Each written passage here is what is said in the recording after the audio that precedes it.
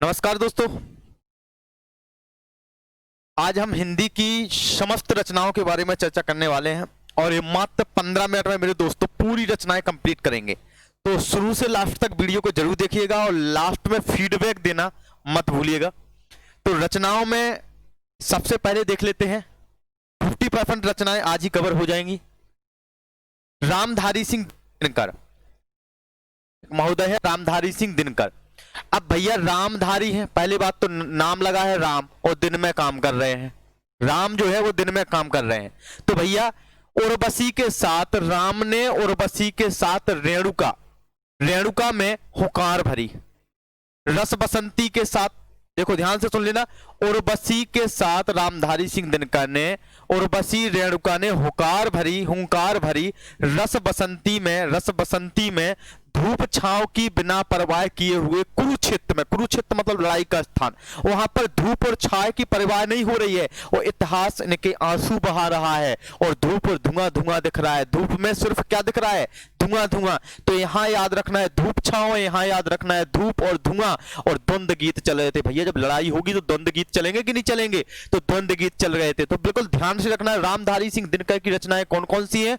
एक उर्वशी हो जाएगी, रेणुका हो जाएगी, हुकार हो जाएगी, रस बसंती हो जाएगी, धूप छांव हो जाएगी, कुरुक्षेत्र हो जाएगी, इतिहास के आंसू और धूप में धुआं उड़ेगा और द्वंद्व गीत चलेंगे। तो सबसे पहले रामधारी सिंह दिनकर की रचनाएं आराम से आप याद कर सकते हैं। अब अयोध्या सिंह उपाध्याय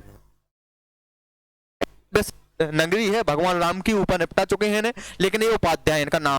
उपाध्याय जी क्या कह रहे हैं? अयोध्या के उपाध्याय जी, भैया प्रिय का प्रवास था अयोध्या में, प्रिय मस्त प्रवास था, अच्छा घर था, लेकिन वैदेही को वनवास दे दिया। प्रिय प्रवास था लेकिन वैदेही को वनवास दे दिया। रस कलश छलक गए। जब वनवास जाएंगे तो रस के कलश कहां मिलेंगे? वहां नहीं मिलेंगे, तो वहां चुभेंगे, कांटे चुभेंगे। तो चुभते चौपदे और चौखे चौपदे, भैया चोखे चोखे चुभते चौपदे होंगे, चोखे चोखे। तो चौपदे दो आएंगे, चुभते चौपदे और चौखे चौपदे। और ठेठ हिंदी का ठाठ तो अब मिलेगा नहीं वहां वन में। तो ध्यान से सुन लेना, अयोध्या में प्रिय का प्रवास था लेकिन वैदेही को वनवास दे दिया गया। वैदेही को वनवास मिलने के बाद रस कलश जो होते थे वो नहीं मिले, वहां चुभते कांटे थे, चुभते चौपते थे, चुभते चौखे चौपते थे और ठेठ हिंदी का ठाठ गड़बड़ हो गया। तो दो रचनाएं कंप्लीट हुई दो व्यक्तियों की। तीसरे व्यक्ति की बात करेंगे भैया, यहां से बहुत अच्छे नंबर मिलते हैं, ध्यान रख लेना, तो गड़बड़ मत कर देना, क्योंकि हिंदी में ही नंबर मिलते हैं और हिंदी में नंबर नहीं पा पाए तो मेरिट लिस्ट से बाहर हो गए आप। मैथिली शरण गुप्त, जो भी काम करेंगे गुप्त में करेंगे, भगवान की कसम। तो मैथिली ने क्या गुप्त में काम किया? जयद्रथ का वध कर दिया गुप्त में। भारत भारती देख रही थी भैया इसको, भारत पूरा भारत देख रहा था, लेकिन ये कह रहे थे हम गुप्त में करेंगे जयद्रथ का वध। अब भैया जयद्रथ का वध हो गया तो द्वापर में क्या हो गया? नहुस हो गया, लहुस हो गया, धनुष हो गया। द्वापर था, रंग में भंग पड़ गया। द्वापर में दो जगह हो गया, द्वापर तो एक जगह कट कर देना। द्वापर में रंग में भंग हो गया। यशोदा कहां थी? द्वापर में ही थी कि नहीं थी? भैया गुप्त में काम हो रहे थे। तो द्वापर में यशोदा ने झंकार मारी, तो गुप्त के भैया जागो झंकार से। तो विकट भट्ट विकट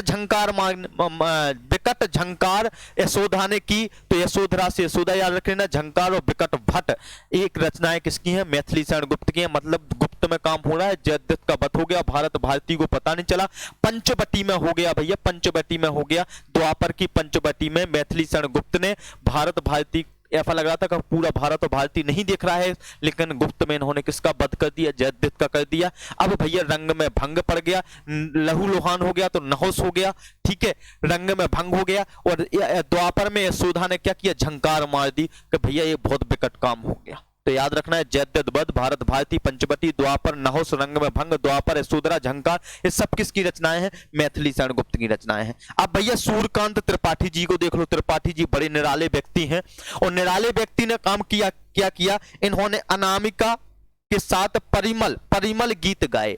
अनामिका के साथ सूर्यकांत ने, किसके साथ? इनकी पत्नी का नाम है अनामिका। अनामिका के साथ कैसे गाए? इन्होंने परिमल गीत गाए। तो गीतिका तुलसीदास के परिमल गीत गाए। ध्यान से सुन लेना, सूर्यकांत त्रिपाठी जी अनामिका के साथ परिमल गीत गा रहे थे तुलसीदास के। किसके गीत गा रहे थे? तुलसीदास के परिमल गीत गा रहे थे कि कुकुरमुत्ता आया और बेला में अणिमा करके चला गया। अणिमा मतलब खतरनाक चीज, ध्यान से सुन लेना। कुकुरमुत्ता आया, कुकुरमुत्ता कहां आया? कुकुरमुत्ता ने बेला में अणिमा कर दिया। ध्यान से सुन लेना, त्रिपाठी जी के बेला में अणिमा हो गया। तो ध्यान से सुनना, अनामिका, परिमल गीतिका, तुलसीदास, कुकुरमुत्ता, अणिमा और बेला, ये किसकी रचनाएं हैं? ये सारी रचनाएं सूर्यकांत त्रिपाठी जी की हैं। भैया और आगे बढ़ते हैं, अभी और भी रचनाएं हैं। श्रीधर पाठक, पाठक जी श्री लगाए हुए हैं पाठक जी, और पाठक जी क्या कह रहे हैं? श्रीधर पाठक। इन्होंने कहा श्रीधर जो है वो एकांतवासी योगी है। एकांतवासी योगी कौन है? पाठक जी। उजड़ ग्राम में रहते हैं जहां वह बनों के समान कष्ट मिलते हैं, बनास तक मिलते हैं, बनों के समान कष्ट, ऐसे याद रख लेना। उजड़ ग्राम में एकांत में रहते हैं। उजड़ ग्राम में, जो उजड़ मतलब उजड़ खाड़, कहीं कोई नहीं रहता, तो उजड़ ग्राम में पाठक जी एकांत में रहते हैं और बनों जैसे कष्ट हैं। और ये उजड़ ग्राम कहाँ है? देहरादून में है। तो जहां पर भारत के गीत नहीं सुनाई देते हैं, उजड़ ग्राम है तो वहां भारत के गीत कैसे सुनाई देंगे? नहीं सुनाई देंगे। तो भैया उजड़ ग्राम कहाँ है? देहरादून में है। और बनों के समान कष्ट कहाँ है? उजड़ ग्राम में है। और श्रीधर पाठक एकांतवासी हैं, योगी हैं, इसलिए यहीं पर रहते हैं। हो गई कंप्लीट। अब याद रखना भैया, एक और व्यक्ति है सुमित्रा नंदन पंत जी। भैया ये नंदन पंत है। नंदन पंत क्या कह रहे हैं? नाम औरतों जैसे हैं, सुमित्रा, नंदन लग गया, बस वही सुमित्रा के नंदन है पंत जी। तो ध्यान से सुनो, सुमित्रा ने क्या किया? युगांतो युगमानी, दो युग याद रखना है इनके लिए, युगांत युगमानी, आराम से याद। स्वर्ण शब्द, स्वर्ण धूलि और स्वर्ण किरण, चार रचनाएं कंप्लीट हो गई। स्वर्ण शब्द याद रख लो और युग शब्द याद रख लो, युग शब्द याद रख लो। सुमित्रा के युग शब्द और स्वर्ण शब्द याद रखा तो सुमित्रा नंदन की चार हो गई। बीड़ा पल्लव गुंजन, तीन रचनाएं एक साथ याद रखो। बीड़ा पल्लव गुंजन किसकी है? सुमित्रा नंदन पंत की। लोकों का आयतन है, ग्राम्य है, चिदंबरा है, उत्तरा है। उत्तरा ने क्या किया? चिदंबरा के लिए ज्ञानपीठ पुरस्कार मिला है, बहुत फेमस रचना है कि आराम से याद रखेगी। उत्तरा और ग्राम्या, उत्तरा और चिदंबरा और लोकायतन किसकी है? सुमित्रा नंदन पंत की है, आराम से याद रख सकते हैं। ठीक है, नेक्स्ट जयशंकर प्रसाद जी की रचनाएं देख लीजिए। जयशंकर प्रसाद जी की रचनाएं, जयशंकर प्रसाद जी क्या कह रहे हैं भैया? जय भगवान शंकर की कानन कुसुम महाराणा का महत्व है, तभी तो जय बोलेगी महाराणा की। तो कानन कुसुम में, कानन मतलब वन में, कुसुम ने महाराणा की जय बोल दी, ऐसे याद रखना। महाराणा का महत्व है, इसीलिए झरने के समान आंसू लहर में बह रहे थे। झरने के समान जयशंकर की जयकारा लगाते हुए झरना बह रहा था, आंसुओं का झरना बह रहा था, लहर उठ रही थी अंदर से और काम हो नहीं पा रहा था, काम आनी नहीं है। तो ऐसे याद रखना, काम आ नहीं रही थी तो कामायनी। तो झरना, आंसू, लहर, कामायनी और प्रेम के पथिक थे, वन मिलन होगा और प्रेम राज्य होगा, ऐसे याद रख लेना। एक और इनकी रचना है यामा, एक रचना है इनकी यामा, जैसे नहीं इनकी नहीं है, महादेवी वर्मा की, सॉरी। इनके देखो, आंसू, लहर, कामायनी, काम नहीं आनी, क्या नहीं आनी? क्योंकि आप प्रेम नहीं करते हो, प्रेम के पथक नहीं हो, वन में मिलन होगा आपका, तभी प्रेम राज जाएगा। तो प्रेम शब्द याद लिखना, प्रेम से तो याद रख लो कि प्रेम राज जाएगा कब? जब वन में मिलन होगा। कानन शब्द वन से ही है ना। तो कानन कुसुम ने महाराणा प्रताप का महत्व समझा। झरना आंसू की तरह झरना बह रहा था, आंसुओं का झरना बह रहा था, लहर थी, काम नहीं आनी थी क्योंकि प्रेम नहीं हो रहा था, प्रेम का पथिक नहीं मिल रहा था, प्रेम राज्य नहीं आ रहा था। तो किसी ने बोला कि वन में मिलन होगा। तो जयशंकर प्रसाद की आराम से याद रख सकते हैं। महादेवी वर्मा जी क्या कह रही हैं? महादेवी वर्मा ने क्या किया? इन्होंने निहार, किसको निहार? इन्होंने कहा महादेवी ने, ये देवी है, महा की देवी है, जब राज्य नहीं मिल रहा था तो महादेवी ने बोला कि निहारो, किसको निहारो भैया? निहारो किसको? रश्मि को, नीरजा को। कब निहारो? शाम के समय। यामा गाड़ी से जाओ पथ के साथी बन के, यामा गाड़ी पे जाओ पथ के साथी बनो उनके, मतलब रास्ते के साथी बनो। तो देखो, निहारो किसको? रश्मि को, नीरजा को। सांध के समय, संध्या यानी संध्या के समय, संध्या में गीत गाओ, यामा गाड़ी से जाओ पथ के साथी बनो उनके। इंपोर्टेंट रचनाएं खत्म। आगे बात करते हैं भैया। कमेंट मार देना अगर अच्छा लगे तो, कमेंट मार देना भैया, सभी लोग फीडबैक दे देना। और भी आप अपलोडेड वीडियो डालेंगे हम अभी।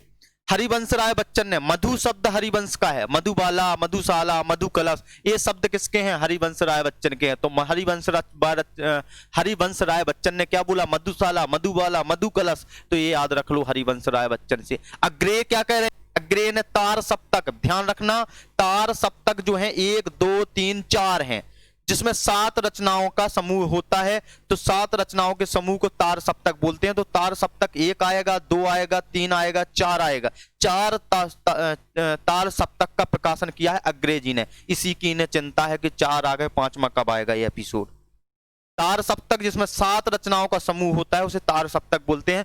4 आए हैं इनके, अभी 1 2 3 4 तार सप्तक आ चुके हैं अग्रेय के। अब इन्हें इस बात की चिंता है कि 5वां कब आएगा, तो याद रख लेना। हरिवंश राय हो गए, अग्रेय हो गए। अब भैया और देख लो, मुक्ति ले लो। मुक्ति कहाँ मिलेगी, तो इन्होंने कहा चांद का मुंह टेढ़ा कर दिया। मुक्ति नहीं मिल रही थी तो अंधेरे में हमने चांद का मुंह टेढ़ा कर दिया। चांद का मुंह टेढ़ा कर दिया कब, मुक्ति नहीं मिल रही थी इसलिए अंधेरे में हमने चांद का मुंह टेढ़ा कर दिया। खत्म कहानी इनकी। तुलसीदास जी के बारे में तो आप जानते ही होंगे।